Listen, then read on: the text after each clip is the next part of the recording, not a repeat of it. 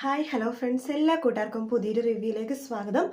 അങ്ങനെ നമ്മുടെ സരയു ആണെങ്കിൽ മനസ്സ് തകർന്ന് ഇങ്ങനെ റോട്ടിൽ കൂടി ഇങ്ങനെ നടന്നു പോവാട്ടോ. പെട്ടെന്നാണ് സരയു വന്ന വണ്ടി വരുന്നത്. മാഡം എന്ന് പറഞ്ഞു കൊടുക്കുമ്പോൾ താൻ ഇത് എവിടെയായിരുന്നല്ലോ ചോദിക്കണം. സോറി മാഡം, മാഡം ഇതിലെ കൂടി നടന്നു വന്നത് ഞാൻ കണ്ടില്ലായിരുന്നു എന്ന് സരയുനോട് ഡ്രൈവർ പറയാണ്. ദേഷ്യത്തിൽ സരയു വണ്ടിയിലേക്ക് കയറുവാട്ടോ.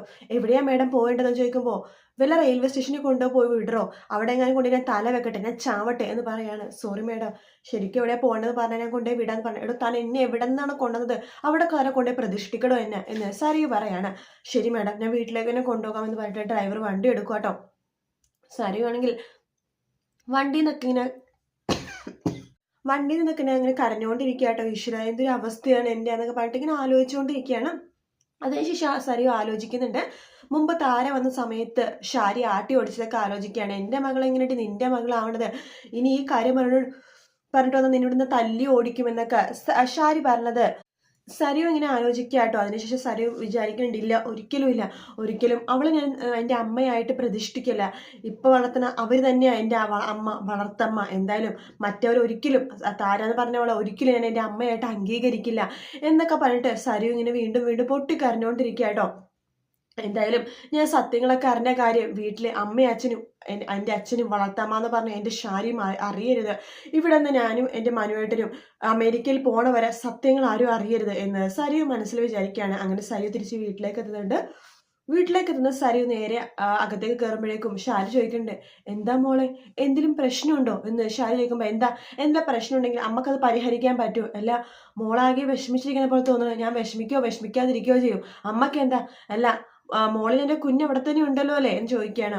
മോളെ കുഞ്ഞ് ഉറങ്ങുവാണ്, പറയാൻ പറ്റില്ല, നിങ്ങളല്ലേ ആള് എന്ന് ചോദിക്കുകയാണ്. അതിനുശേഷം സരയു പറയണ്ട, അതെ ഞാൻ ഇവിടുന്ന് അമേരിക്ക ഞാനും മനുവേട്ടനും കുഞ്ഞും കൂടി പോകുമ്പോൾ അമ്മയും അച്ഛനും എന്തായാലും വരാൻ നിൽക്കണ്ട, അല്ലെങ്കിൽ അമ്മ പറഞ്ഞത് ശരിയൊന്നുമല്ല. ആൻറ്റി പറഞ്ഞപ്പോഴാണ് എനിക്കത് മനസ്സിലായത്.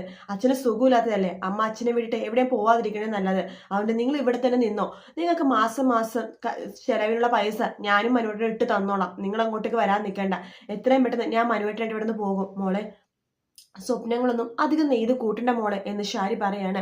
അതെ, നെയ്ത് കൂട്ടുന്നില്ല, അതെനിക്ക് മനസ്സിലായി. സ്വപ്നങ്ങളും കാര്യങ്ങളും നെയ്ത് കൂട്ടത് അപ്പുറത്തവളാ ആ കല്യാണി. എന്നിട്ട് അവൾക്ക് സ്വർഗ്ഗതുല്യമായിട്ടുള്ള ജീവിതം ഇപ്പോൾ കിട്ടിയത്.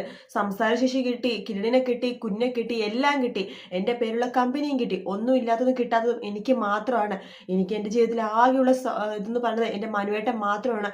അതുകൊണ്ട് ഞാൻ എൻ്റെ മനുവേട്ടനെ എന്തായാലും വിട്ടുകളല്ല. എനിക്ക് മനുവേട്ടനെ ദൈവത്തെ പോലെയാണ്. അതുകൊണ്ട് ഞാനും മനുവേട്ടനെ ഇവിടെ നിന്ന് പോണവരെ ദൈവത്തെ ഓർത്ത് അമ്മയും അച്ഛനും എന്നെ ഞങ്ങളെ ശല്യപ്പെടുത്താതിരുന്ന് ഇരിക്കാവോ എന്ന് പറഞ്ഞിട്ട് സരയു മുകളിലേക്ക് കയറി പോകാട്ടോ.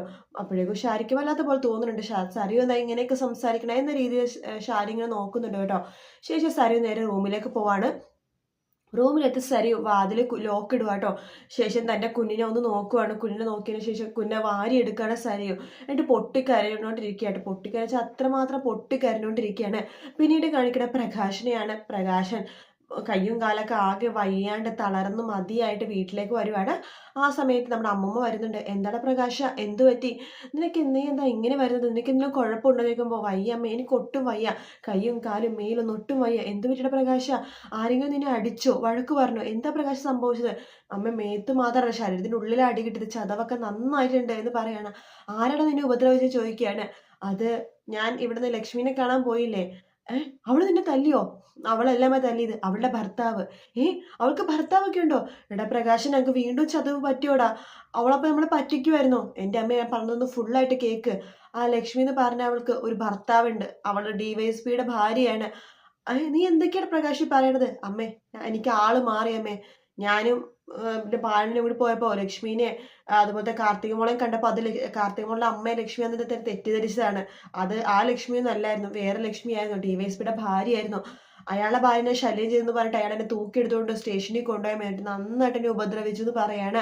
ആ സമയത്ത് നമ്മുടെ അമ്മമ്മ ഒരു ഒറ്റ അടി വെച്ച് പ്രകാശിന്റെ മുഖത്ത് വെച്ച് കൊടുക്കുകയാണ്. എടാ, ഞാൻ നിന്റെ പലവട്ടം പറഞ്ഞിട്ടുണ്ട് എൻ്റെ കാർത്തികമോളുടെ അമ്മേനെ ചതിക്കാൻ നിൽക്കരുതെന്ന്.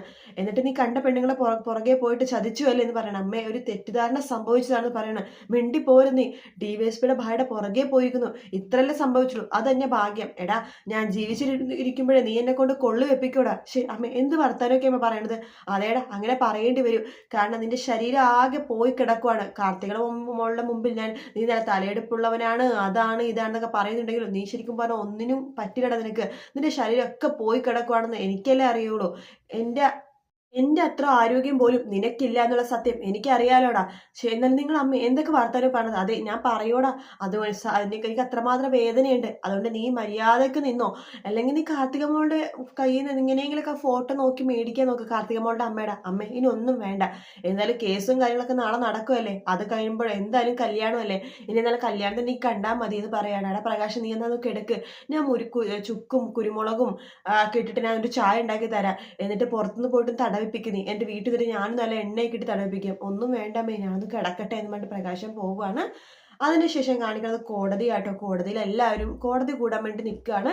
ലക്ഷ്മിയുണ്ട്, പ്രകാശനുണ്ട്. അതായത് പ്രതിക്കൂട്ടിൽ ലക്ഷ്മി നിൽക്കുന്നുണ്ട്, പ്രകാശൻ നിൽക്കുന്നുണ്ട്. പിന്നെ കിരണും കല്യാണി വിക്രവും ഉണ്ട് കേട്ടോ.